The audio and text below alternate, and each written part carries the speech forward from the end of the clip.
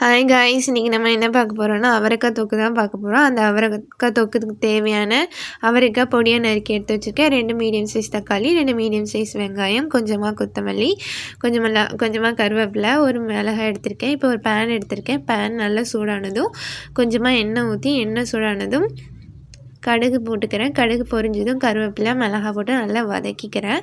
வதக்கிட்டு நம்ம இப்போது வெங்காயம் சேர்த்து நல்லா ப்ரௌனிஷாக வர அளவுக்கு நல்லா வதக்க போகிறோம்.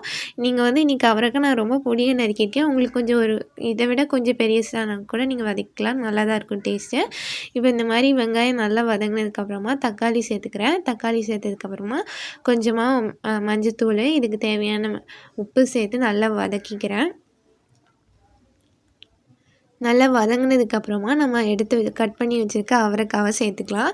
அவரைக்காய் சேர்த்து நல்லா கிளறி விட்டுக்கோங்க. இந்த அவரைக்காய் வேகிறதுக்காக ஒரு சின்ன கிளாஸ் அளவுக்கு வாட்டர் ஆட் பண்ணிக்கோங்க. இப்போ ஓரளவுக்கு இப்போ நல்லா அந்த எண்ணெயில் ஒரு 2 to 3 மினிட்ஸ் நல்லா கிளறி விட்டுக்கோங்க. கிளறினதுக்கப்புறமா நீங்கள் தண்ணி ஆட் பண்ணிக்கலாம். ஏன்னா ஆயிலில் கொஞ்சம் நேரம் ஃப்ரை பண்ணிட்டு அப்புறம் வாட்டரில் குக் பண்ணால் அதோடய டேஸ்ட்டே டிஃப்ரெண்ட்டாக நல்லாயிருக்கும்.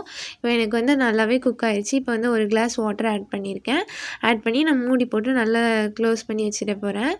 இப்போ பார்த்திங்கன்னா மூடி எடுத்துகிட்டு இப்போ எனக்கு நல்லாவே வதங்கிருச்சு. ஸோ 1 டேபிள் ஸ்பூன் அளவுக்கு குழம்பு மிளகாத்தூளும் 1/2 டேபிள் ஸ்பூன் அளவுக்கு கார மிளகாத்தூளும் சேர்த்து நல்லா வதக்கி விட்டுக்கிற போகிறேன். எல்லாம் நல்லா வதங்கினதுக்கப்புறமா நான் ஒரு சிம்லேயே வச்சு ஒரு 5 மினிட்ஸ் விட்டு இறக்கிக்க போகிறேன். இப்படியே உங்களுக்கு பிடிக்கணும் எடுத்துக்கோங்க. இல்லைனா தண்ணி கூட ஆட் பண்ணி இன்னும் கொஞ்சம் நேரம் கொதிக்க விடுங்க.